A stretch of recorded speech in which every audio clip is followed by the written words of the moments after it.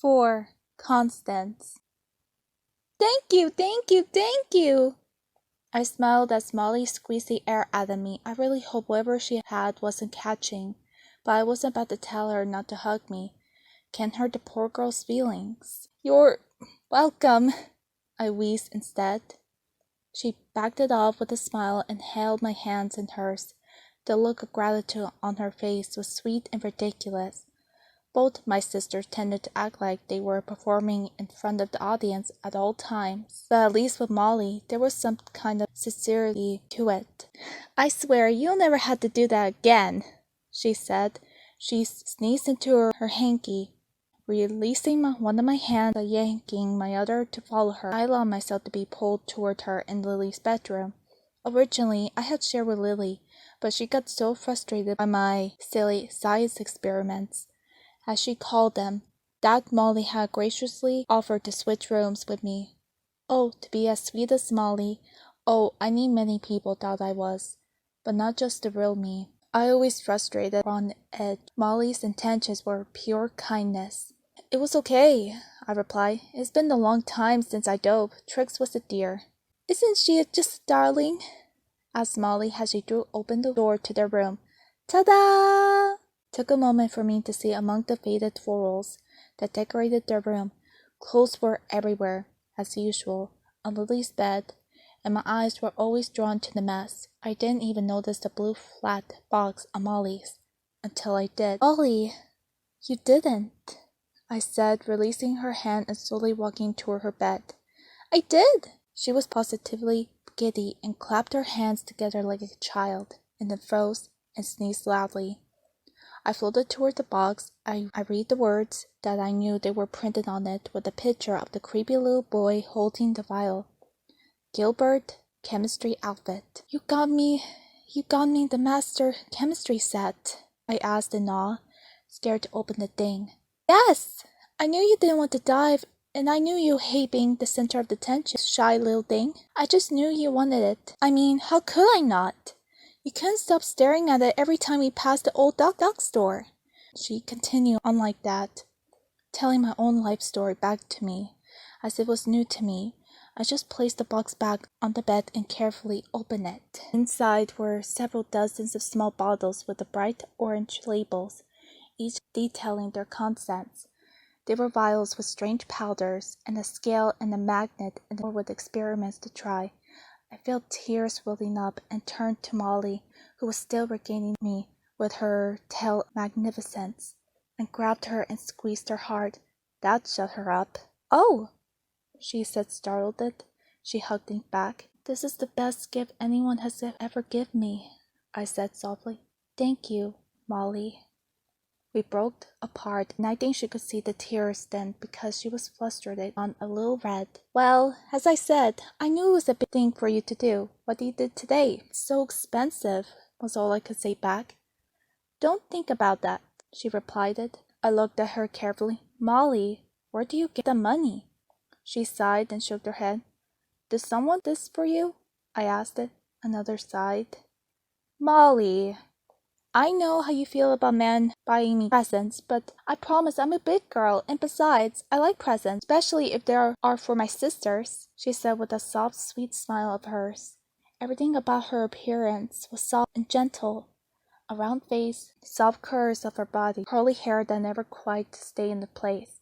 So much softness for someone who was such an athlete. I worried, was all I could say. I wanted to say so much more. I wanted to shake her and tell her that these men were not for her time, that they all were creeps, and she was so much better than them. Not they only wanted this illusion she put out to the world, not the real, funny, generous girl she was. That I worried about her reputation, not that I personally thought how others did. I knew how the others saw her and Lily. It was unfair and made me extremely frustrated that the boys who cornered my sister didn't have the exact same reputation concerns. They could get away with a lot more than us girls. Yet it was what it was. And I didn't want people thinking negative things about my lovely Molly. But I couldn't say these things. I never could. I kept all such messy thoughts to myself. How could I say those things knowing how obsessed she'd get? She was so pleased to have got me this gift. And fine, Molly said, and I was saved from blurting out something I maybe regret by Lily bursting into the room. Constance! Come on! We're gonna be late! I gazed at Molly and we shared a look. That look. Our look. That meant, oh, Lily. My 16-year-old little sister was a whirlwind at the best of times, but before a show she was a tornado. There was nothing anyone could do, just follow the path of destruction and try to put things back in order in its wake. I'm coming, I said. My hair still stood and I knew I looked at the fight. But I told myself it wouldn't really matter. I would be backstage. Besides, Lily probably liked that. I looked like some kind of drowned rat. Not that she was an unkind person. She just liked being the center of attention. A lot. I looked one last time at Molly, who had sat down on her bed and was now blowing her nose daintily. It was quite impressive that she could be so dainty and disgusting at the same time. Thank you again, I said. Constance! It was a bowl of wine and a yell coming from the front door. You better go, replied Molly. I laughed and went to join Lily, who was already holding my gray wool coat out, stretching for me. I grabbed it and put it on, clutching the belt tightly at my waist. No hat? She asked as we stepped onto the landing and closed the door behind us. You want me to take the time to put it on? I asked, reaching into my pockets to grab my gloves. No, she replied with a pout, adjusting her own clutch hat on her head.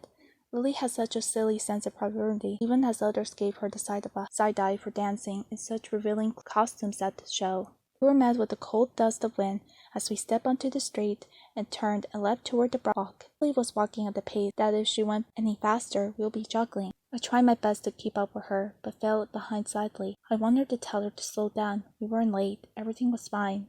But I didn't want to start the argument. So I walked there, behind her, thinking about the day I already had, or to dive into the freezing water in front of the crowd and cut on the film forever. I hope I had looked professional and confident. I hope I looked pretty. No, don't think like that. There was more to life than looking pretty. Sometimes it's hard when your older sister is famous for flying the sky on the horse, and your younger sister dances in skins and feathers. Not to wonder, just a little bit. Care. I mindlessly touched the top of my head, still wet, and if the air got any colder, I might end up wearing a helmet of ice. I should have wore a hat. I arrived at the broad walk, and the winds picked up, and the waves were crashing against the empty beach below, and I was grateful we'd done the dive when we had. The weather was crunching itself into the dangerous freezing now. It was amazing that there was any tourists at all wandering in the boardwalk, but they were. They all come all year round, though it was much smaller numbers now. Possibly tourists was the wrong word for these kinds of people. In the off-season, it seems that the people who came to unlikely city did it for business reasons, or for another, more stated ones. They weren't here to see the sights. They were here to escape into the nightclubs or expensive restaurants, hold themselves in suits on the top floors on the fanciest hotels. Speaking of, we entered the Ocean View Hotel and rushed through the lobby toward the theater doors of the Diamond Lodge. Thank you, Jack, I called out behind me, to the doorman, who touched the tip of his hat and returned. We flew through the theater doors. The house lights were up, making the magic of the space disappear into the dark corners, and the blondness of the room was brought into the stark of relief. The stains of the carpet, the peeling wallpaper, the scratches and notices of the furniture. There you are, said Mac, the stage manager. He was adjusting the legs of the curtain stage right, one of the huge cigars dangling out of the corner of his mouth. Be careful, Mark. You might light the place on fire, said Lily with a laugh. Never had before, he replied with a grin. Hey, Mac, I said as Lily paced past him toward the backstage. Hey there, kiddo, he replied. What's new with the great scientist? I shook my head. It was so embarrassing that he called me that. Ever since he found out I was keen on chemistry, he thought I was some kind of scientist or something, which I really wasn't, not one bit. But of course he enjoyed calling me that, and I didn't want to upset him by asking him not to. Speaking of which, I said instead, Molly got me the chemistry set. Did she now?